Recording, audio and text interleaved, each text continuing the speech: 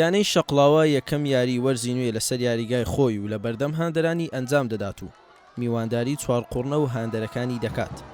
هەردوو یانە بە ئامانجی یەکەم سەرکەوتنەوە هاتنە نێو یاریگا. سەرەتا شەقڵاوە باشتر دەردەکەوت و مەترسیدار بوو بەسەر گۆڵی میوانەکەی. هەڕەشەکانی سوودی پێنەگەیاند بۆ گۆڵ تۆمارکردن. بە پێچەوانەوە لە خولەکی سێزدا چوارقوڕنە لە ڕێگای گەیلان بورهانەوە گۆڵێکی تۆمار کرد و پێشکەوت. شەقڵاوە بە ئامانجی گۆڵی یەکسانی هەموو هەوڵەکانی خۆی خستەگە، بەڵام دەرفەتەکانی زۆر بە ئاسانی لەدەست دەدا. لە خولەکی 37 ئاسۆ محەممەد بە سوود وەرگرتن لە لێدانی گۆشەوە ئەنجامەکەی بۆ چوارقوڕنە دوو هێندە لێکرد. چوارقوڕنە خەریک بوو لەم دوو هێرشە ئەنجامەکە تەواو لەسەر شەقڵاوەی خاوەن خاک قوڕس بکات. لە بەرامبەردا هۆگر یوسف ئاسانترین دەرفەتی یاریەکەی بەهەدەردا. لە نیوەی دووەم سەرەتا چوارقوڕنە هەوڵی یەکلاکردنەوەی ئەنجامەکەی دەدا و باشتر دەردەکەوت. لە ناوەڕاستی نیوەی دووەم شەقڵاوە کۆنتڕۆلی یاریگای کرد و فشاری خست بووە سەر گۆڵی میوانەکەی، دووبارە بێ ئەنجام بوو. هێرشە یەک لە دوای یەکەکانی کوڕانی بناری سەفین هیچی لێشی نەبوو.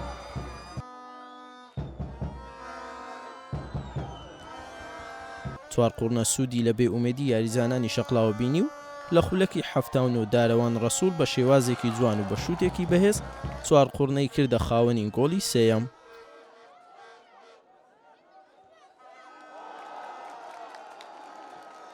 یاریەکە تا کۆتایی بەم ئەنجامە مایەوە و چوارقوڕنە یەکەم سەرکەوتنی مێژووی لە خولی نایابی کوردستان تۆمار کرد.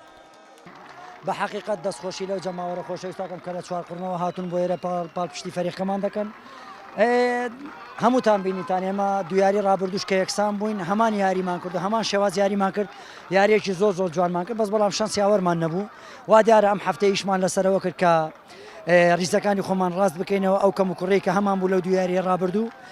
خۆشحاڵانە توانیمان ئەنجامەکەیمان بەدەست بێنی کە سێ خاڵی یاریەکەیە. وەکو ئاس لەوانەیە دیسان برێمۆلیان ڕازی نەبوویمە لەبەر ناو یاریگایە خۆم بوو، یەکەم یاریشمان بوو، ئەو هەموو جمهورە لێرە ئامادە بوو، دەبا سێ خاڵەکەمان بەدەستی نابا، بەس دیسان ئەرێمەوە پیرۆزبای لە یانە چوارقوڕاکەم یاریشی باشیان کرد و توانیان سێ خاڵەکان ناو یاریگای شەقڵاوە بەدەست بێنن. ئیشاڵا خۆ ئامادەکەن، ئەوە دووەمین یاریە، ئیشاڵا دەبی باشتر خۆ ئامادەکەن، ئەو هەڵانەی کردمان دەبی چاپ بکەین. ئیشاڵا ئومێدەخوازم ئیشاڵا تیپەکەمان بێتۆ سەرشکەی خۆی یعنی باشتر بین ئیشاڵا. بەم ئەنجامە یانەی چوارقوڕنە دوای دوو یەکسانی بە یەکەم سەرکەوتن گەیشت و بووە خاوەنی 5 خاڵ. شەقڵاوەش بە ئەنجامدانی دوو یاری خاوەنی تاکە خاڵێکە.